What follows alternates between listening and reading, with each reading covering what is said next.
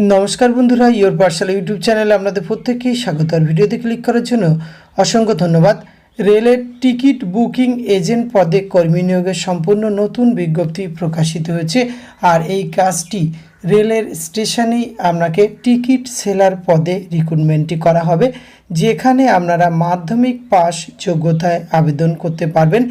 तो एई नियोगटी कोन स्टेशने करा हच्छे, কিভাবে আপনাদের আবেদন করতে হবে এবং বয়স সীমা কি চাওয়া হয়েছে, বেতন কেমন দেওয়া হবে, কি পদ্ধতিতে নিয়োগ করা হয়, এই সমস্ত কিছু তথ্য আজকের এই ভিডিওতে আমরা A to Z আলোচনা করতে চলেছি। ভিডিওটি আপনারা পুরোপুরি দেখতে থাকুন। সাথে চ্যানেলটিতে নতুন হলে অবশ্যই সাবস্ক্রাইব করে পাশে থাকা বেল আইকনটি অন করে রাখুন, যাতে করে এই ধরনের নিত্য নতুন আপডেট সবার আগে আপনার কাছে পৌঁছে যায়। তো আসুন সরাসরি আমরা অফিসিয়াল নোটিফিকেশনটি দেখে নিই। স্ক্রিনে অফিসিয়াল নোটিফিকেশনটি দেখতে পাচ্ছেন। আর এখানে কিছু টার্ম অ্যান্ড কন্ডিশন রয়েছে, তবেই আপনারা এখানে আবেদন করতে পারবেন। আর এটি প্রকাশ করা হয়েছে divisional commercial manager IC Alipurduar division, post office Alipurduar junction, district Alipurduar, pin 736121। এখান থেকে এই বিজ্ঞপ্তিটি প্রকাশ করা হয়েছে। মূলত এখানে রিক্রুটমেন্টটি করা হয় station ticket booking agent STBA এই পদে কিন্তু রিক্রুটমেন্টটি করা হয়। এক্ষেত্রে দুটি স্টেশনে রিক্রুটমেন্ট করা হচ্ছে, বাঁশবাড়ি এবং টিপকাই। এই দুটি স্টেশনে কিন্তু টিকিট সেলার পদে স্টেশনেই আপনাদের এই কাজটি করতে হবে মাধ্যমিক পাস যোগ্যতায়।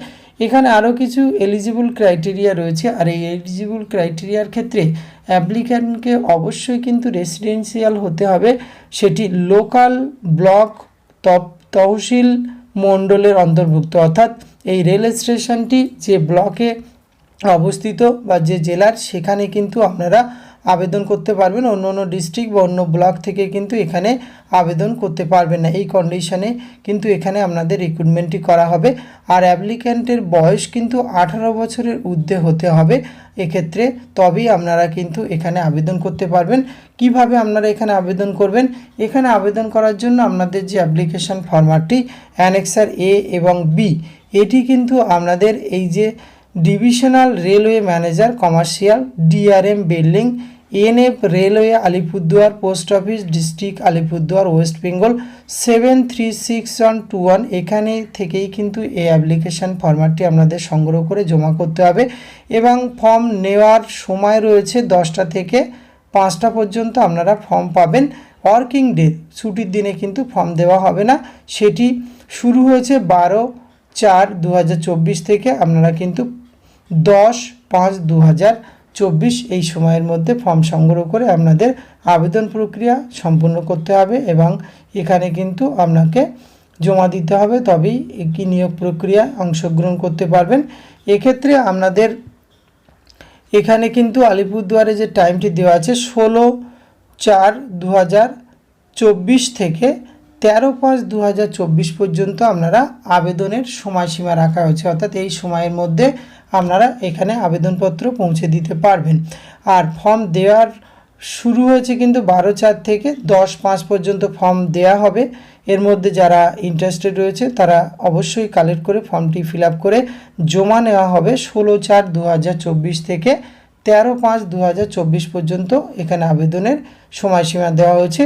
এবং অফিসিয়াল ওয়েব অ্যাড্রেস রয়েছে www.nrfindianrailways.gov.in। এই অফিসিয়াল ওয়েবসাইটে আসলে আপনারা এই নোটিফিকেশানটি পেয়ে যাবেন। এছাড়াও ভিডিও ডেসক্রিপশন বক্সে কিন্তু আমি এই নোটিফিকেশানের লিঙ্ক দিয়ে রাখবো, সেখান থেকে আপনারা ডাউনলোড করে একবার নিজে থেকে চেক আউট করবেন। এক্ষেত্রে কিন্তু মূলত ফিক্সড কোনো স্যালারি দেওয়া হয় না। আপনাদের যে টিকিট সেলার পদে রিক্রুটমেন্ট করা হয়, সেখানে কিন্তু আপনাদের যে টিকিট সেল হবে তার উপরে কমিশনের ভিত্তিতে কিন্তু আপনাদের একটি স্যালারি আপনারা পেয়ে যান।